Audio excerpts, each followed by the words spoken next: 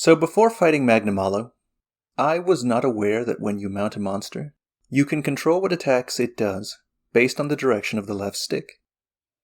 And, even more interestingly, some attacks can be chained into others, which results in situations where some attacks can only be accessed if you do certain combinations.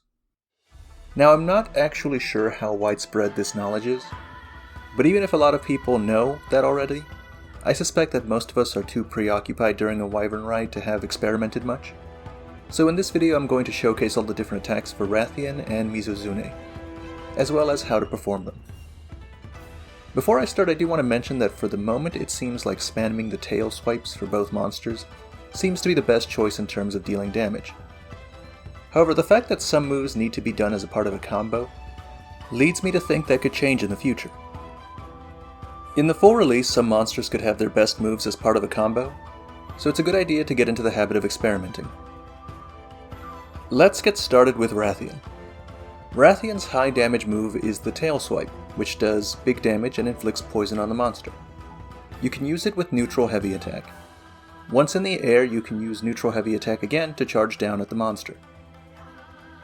If you use neutral light attack, Rathian will do a bite that you can chain into a tail swing, and chain again into a downward charge. If you use down heavy, Rathian will shoot out multiple fireballs. You can also start with down light attack to shoot out one, and then chain it into down neutral for more fireballs.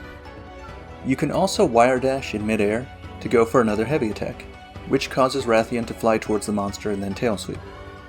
I'm not sure this has any practical advantage, but it's interesting that there's a move you can only do by utilizing a wire bug. There might be interesting ways to take advantage of this with future monsters. The last thing to note about Rathian is that its fireballs can inflict Fire Blight, which will do 15 damage per tick for 10 ticks, which in total is about the same as a normal tail swipe.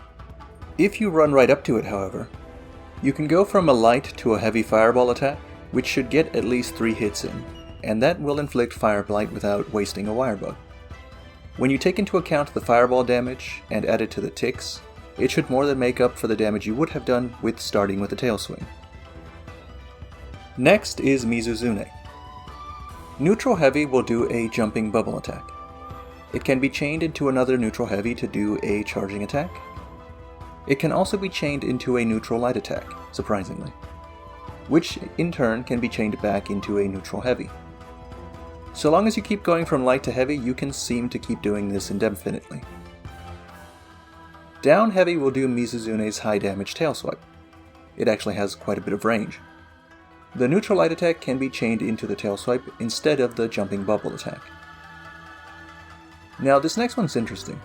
If you do a left or right heavy attack, you'll do a sideways bubble attack in that direction. You can chain into a tail swipe, and it can be chained into from a light neutral attack. The reason this is interesting is because it matters what direction you hold the left stick. For all the other attacks, leaving the left stick neutral or pushing it up will do one kind of attack, and moving it anywhere else will do the other kind of attack.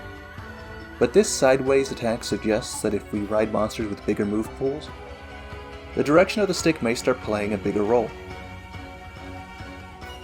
The last move is the down light attack, which will have Mizutsune shoot out a water beam vertically in front of it, and then another one horizontally. With that should be all of the moves. The last thing to note though is that the water beam inflicts water blight on enemy monsters.